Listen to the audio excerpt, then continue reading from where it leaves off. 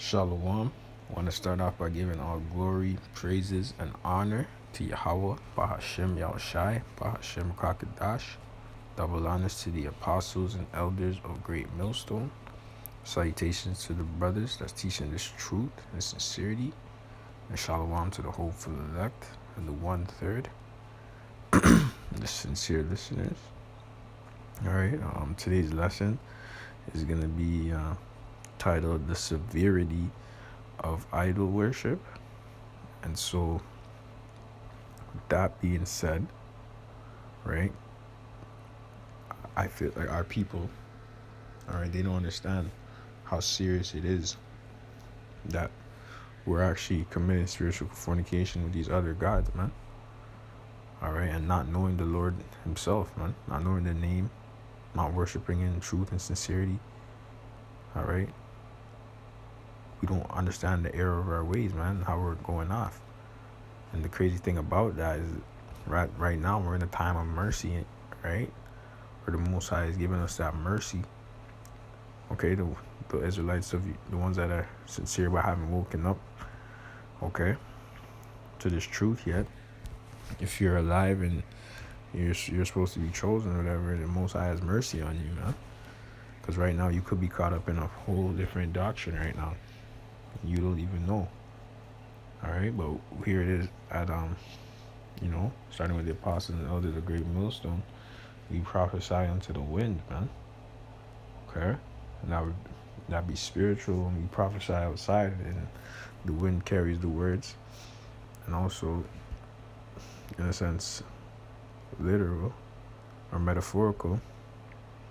Okay, in the sense that we prophesy on the internet, man, and the internet covers the four corners of the earth. Okay, because that's a world wide web, right? And this information goes out all over. Okay, but going back to the point is that the Most High has a serious thing about idol worship, and we're not even supposed to be making mention of the names of these gods or these other gods. The only reason why we do that now is just pretty much for edification, and ultimately we're on this side of knowing both good and evil. All right, so we know how not to live in the kingdom. All right, so right now we're getting exposed to wickedness. We're living amongst wickedness, knowing the evil, and knowing how not to live. All right, how not to conduct yourself in the society, how not to operate, or how not to worship. You know what I mean? We're witnessing all these people committing adultery and spiritual adultery, wickedness, sin against the Most High. All right, and mainly I'm talking about you so-called blacks, Hispanics, Native Americans, who are the children of Israel. Okay, that the Bible speaks about, God's chosen people. That's what I'm talking about. All right, and how you're caught up into the philosophies of this world. You know what I mean? But I'm just gonna get right into it. This is Joshua 23:1, and it came to pass a long time after that the Lord Yahweh had given rest unto Israel from all their enemies round about, that Joshua waxed old and stricken in age, and Joshua called for all Israel, and for their elders, and for their heads, for their judges, and for their officers, and said unto them, I am old and stricken in age, and ye have seen all that the Lord your God hath done unto all these nations because of you. For the Lord your God, Yahweh, is he that hath fought for you. All right? And that's the thing. The Most High had been fighting for us, or was always fighting for us. He was always on our side, man. You know what I mean? And the reason why he turned his back on us is because when we were up, when we were in a time of mirth and everything was all good, we said, oh, damn, we got so proud as a nation that we said we didn't need the Lord. We didn't literally say that, but I mean, we did. But our actions portrayed it as well. Why? Because we started doing wickedness in the eyes of the Most High in front of his face, worshiping other gods and all of that shit. So of course he's going to turn our back, man. And he made clear instructions of how to conduct ourselves, right? Verse 4, he said, Behold, I have divided unto you by lot these nations that remain to be an inheritance for your tribes from Jordan, with all the nations that I have cut off, even unto the great sea westward. And the Lord Yahweh your God, he shall expel them before you, and drive them from out of your sight. And ye shall possess their land, as the Lord your God Yahweh hath promised unto you. But ye therefore be courageous to keep and to do all that is written in the book of the law of Moses, that ye turn not aside there from the right hand to the left. Okay? And then the point is coming up in this verse, that ye come not among these nations, these that remain among you, neither make mention of the name of their gods. Okay? And I wanted to emphasize that point because this is how serious it is with the Most High. You know what I mean? And right now we're living in a time of mercy and edification. So we might be on the highways and byways, and we make mention of the other nations' gods because our people are caught up in these philosophies and these doctrines. All right? We make mention of Baphomet. We make mention of Anubis or Krishna or Kali and all these other gods, because you have it to where our people are caught up under those vibrations. Okay? But you think this is the point, but you think when we're in the kingdom that you can even utter that? Do you think you can even imagine that? You think you're gonna have that image in your head? Why do you you can't, you cannot. First and foremost, the Israelites are gonna be perfect, so we're not even gonna be dwelling on the guys that we had idolized on this side, right? On Jesus Christ. Even making mention of Jesus Christ, man. That that Edomite image. All right, we can't be making mention of these names, because these are idols. All right, neither make mentions of their name, or else we would have been put to death. You gotta actually envision that. Like you might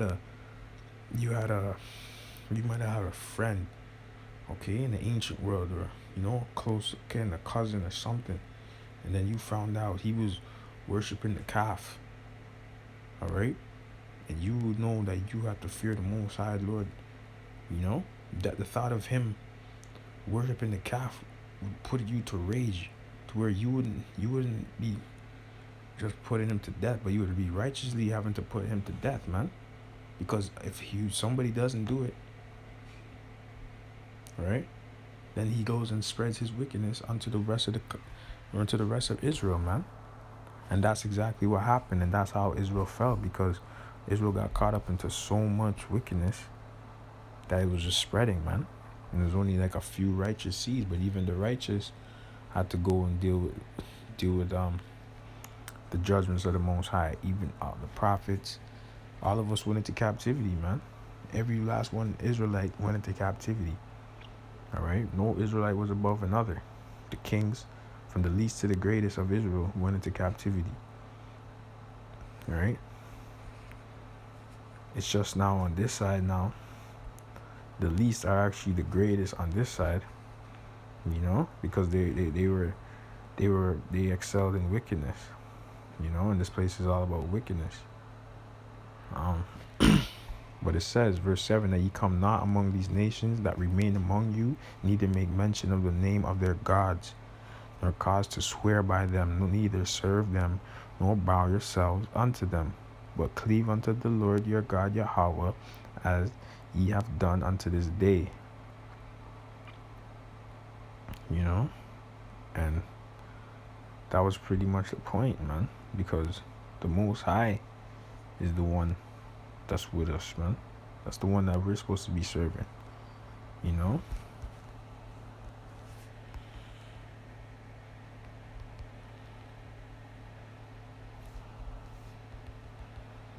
Shalak.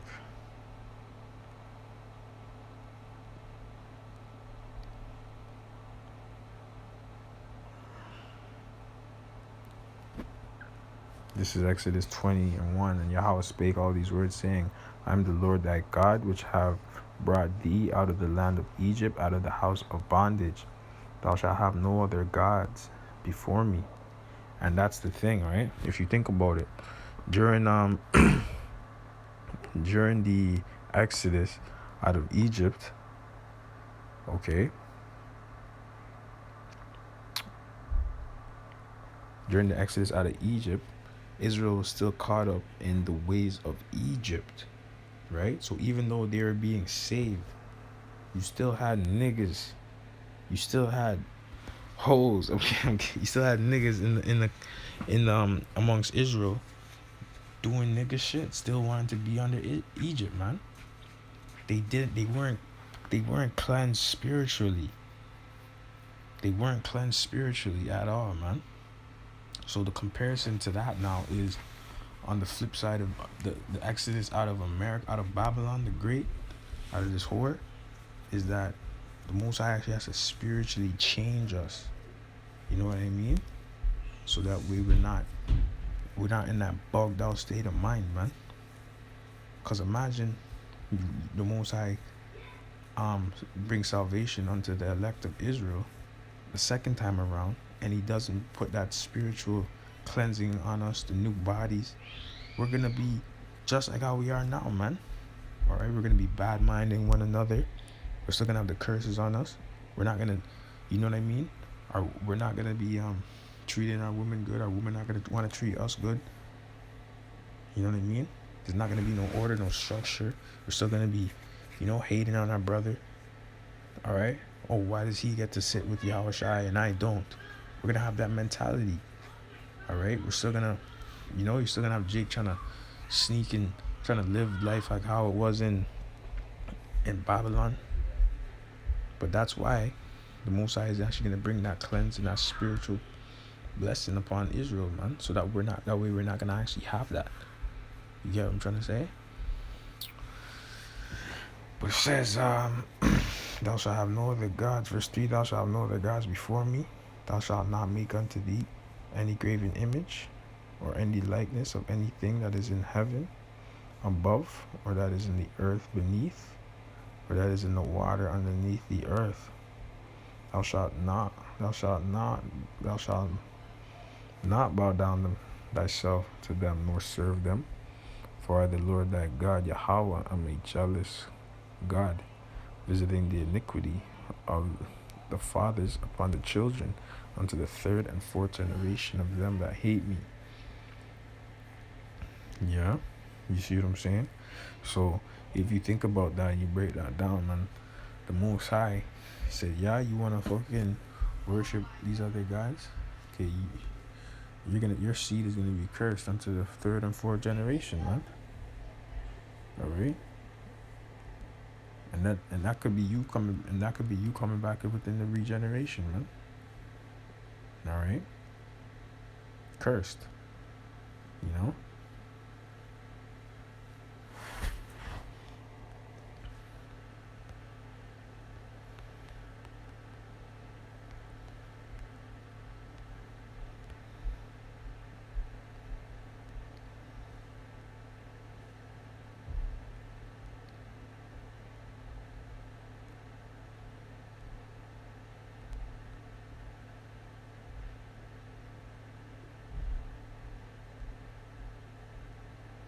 This is 1 Corinthians 15:50.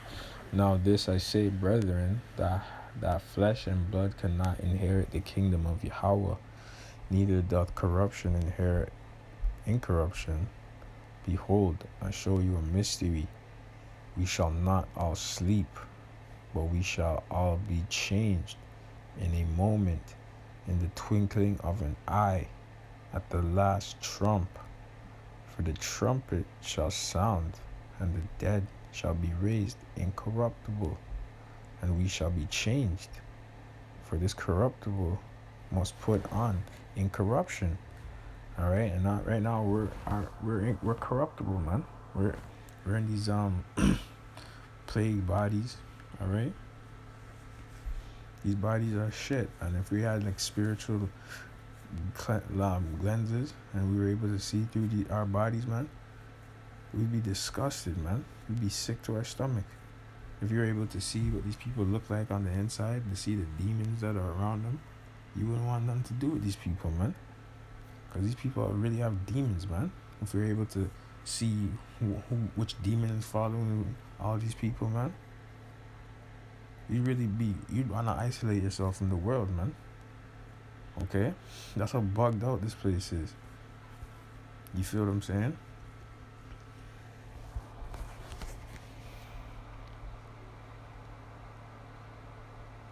And it says, for this corruptible must put on incorruption, and this mortal must put on immortality. So when this corruptible shall have put on incorruption, and this mortal shall have put on immortality, then shall be brought to pass the saying that is written, death is swallowed up in victory. O death, where is thy sting? O grave, where is thy victory? The sting of death is sin, and the strength of sin is the law. You know? But as the point being, man, we're not going to be in the kingdom. We're going to be transformed, man. Be righteous, fully righteous. You know? Even so, going into Hebrews, you know?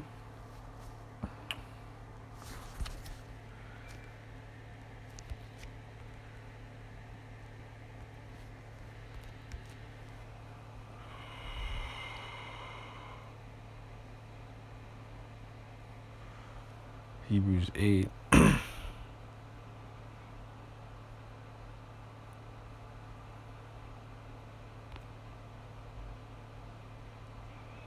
This is Hebrews 8 and 10. For this covenant that I will make with the house of Israel after those days, saith the Lord, I will put my laws into their mind and write them in their hearts, and I will be to them a God, Yahweh, and they shall be to me a people. So the Most High actually put, what he means by writing it is actually going to be in their DNA. You know what I mean? It's like having a genetic code, man. All right? The Most High is that bad that that's what he's going to do, man. He's going to implement it, man. When it comes to the law, we're going to be sentinels. We're going to know every single law, and we're going to follow it to a T. We're going to be perfect, man. And every last Israelite. We're going to be perfect. It's hard to believe, man, but the Most High wants us to be perfect, and that's what he's going to do, man. And we're going to be the glory on the earth. We're going to be his glory on the earth. It's not just we're going to be the glory, we're his glory. So that's why we give all glory to the Most High. You get what I'm trying to say? But with that, I hope you're edified. Shalom to the next one.